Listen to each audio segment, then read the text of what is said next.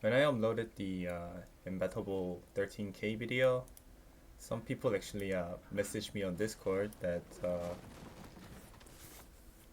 they would like if I had some commentating on it instead of like just speeding up the replay. So yeah, today I brought another replay that I did 9k damage. Not really huge damage, but I think it's still pretty worth because I'm playing in the Dravec, which is the new third campaign tank, the second one, right next to the Windhund. Took me 4 days to get this. If you have enough tank lineups and like have someone to platoon with you for the light tank missions, then I think you should be able to get this tank really fairly easily. So the Dravec, personally I think this is just it's just another Clan Wars Chieftain, the T95 FE 4201, if you ever remember. I think this tank is very on par with the Clan Wars Chieftain. First of all, the DPM is very similar to that of the Chieftain. 450 Alpha, 315 Penetration APCR Gold round. There's also 260 AP rounds, but I don't think you're gonna be using it that much. But anyways. So in terms of armor, the upper plate here is like auto ricochet. I'm gonna bring up the tank's GG screen on right next to us. Yeah, as you can see, the upper plate is just auto ricochet. The lower plate is immune to AP rounds as well, and the only weak point kind of I hold down is this cupola and the gun mantlet, which is 340 pen, like 340 armor. So even with like the 340 heat rounds, it's gonna be a 50-50 to try to pen that. Anyways, we're on hill of Malinovka. Actually a good thing here that our team is like had more faster tanks, so we can actually take the windmill area here, and we're like kind of like just shooting down on them.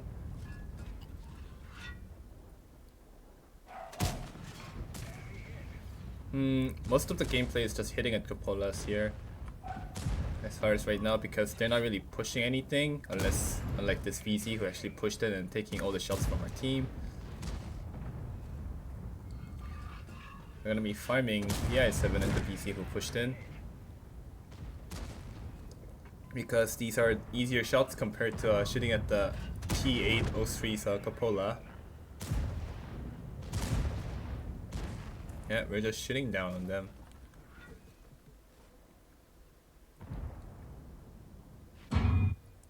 We get shot by the Hirishika. I don't know how to pronounce that. I was just gonna call it the tier 11 grill. We got shot by the tier 11 grill, so we have to be aware of that. Right now he's on reload, so I'm staying here a little bit longer to put a shot into the cupola. Now I'm gonna try to hug the right side of the hill so I don't get shot by him from there.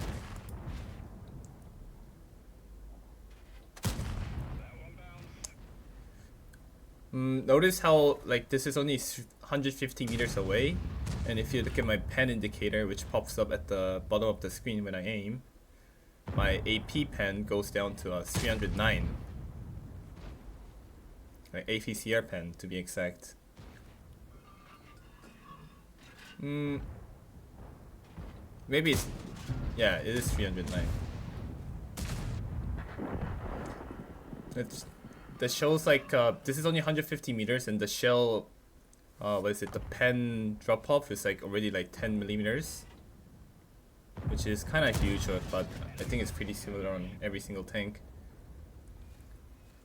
The can opener pushes up, we just track him. We just gonna keep him tracked there.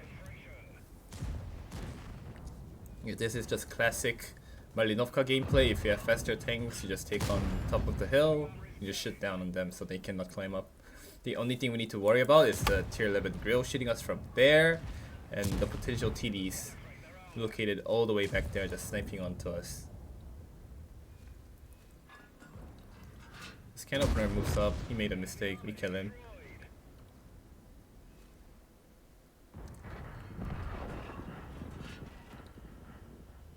We tried to go for the lower plate, but we can't see it, so we go for the cupola.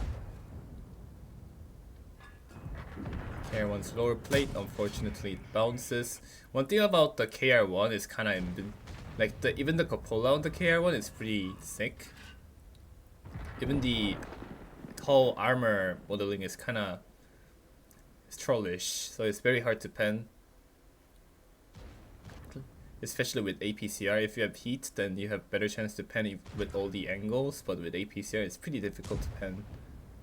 So right now we're just like trying to shoot whatever that is overextended. Because instead of peeking into these tanks, peeking into the single tank is gonna be better. Yep, he has to expose all the way there like that in order for us to pen him.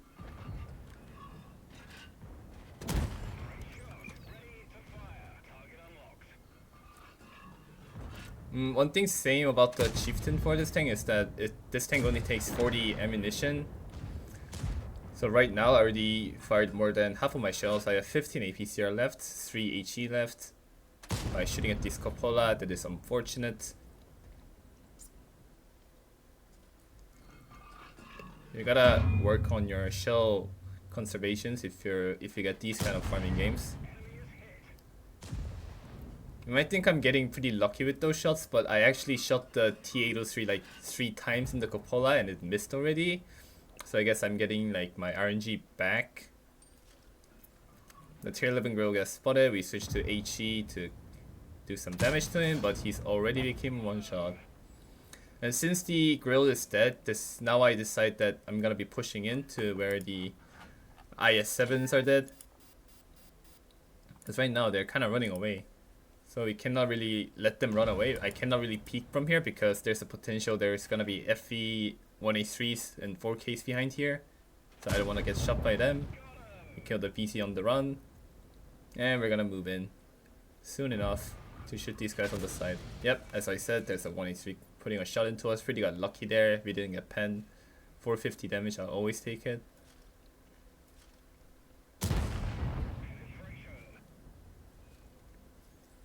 One thing I like to also highlight when you get the side of the enemy tanks, unfortunate shot there, that should have penned. But anyway, anytime you get onto the side of the enemy tanks, people say you should go for tracking shots, which is the first priority, and the second priority here is like try to shoot where the engine is. You just see where I aim at the Badger there. I try to go for the engine shot, which means there's a chance that I set him on fire. He goes down to a one shot, so I just kill him anyway. But those engine shots have actually gave me a lot of damage in a lot of games by setting people on fire. So whenever you get onto the side of the tanks or like behind the tanks, instead of shooting at the turret or something, I recommend try to go for the engine shot to set them on fire. Pretty much end game here. We're just gonna drive in, spot the 1A3.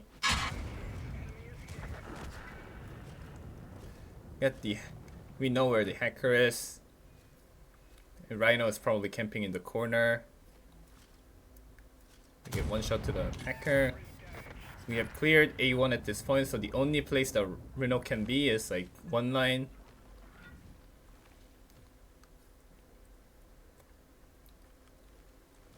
Yep, there he is. So yeah, we're just gonna go get the end game damage here. So the Dravec, this tank is very strong.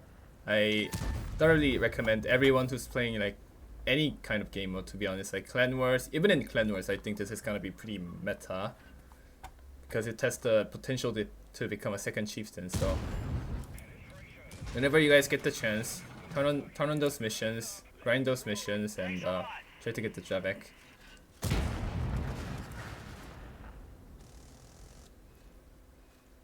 12k combined on Malinovka. Could have been more, could have been 10k damage, but yeah, we're gonna take that every day of the week. So yeah, if you guys enjoy this commentary video, then please let me know. If you don't want it, then I'm gonna go back to the old fashion of just speeding up replays. Yeah, let me know in the comments what I can improve or whatever you guys want. So thanks for watching. I'll come back with another replay next time.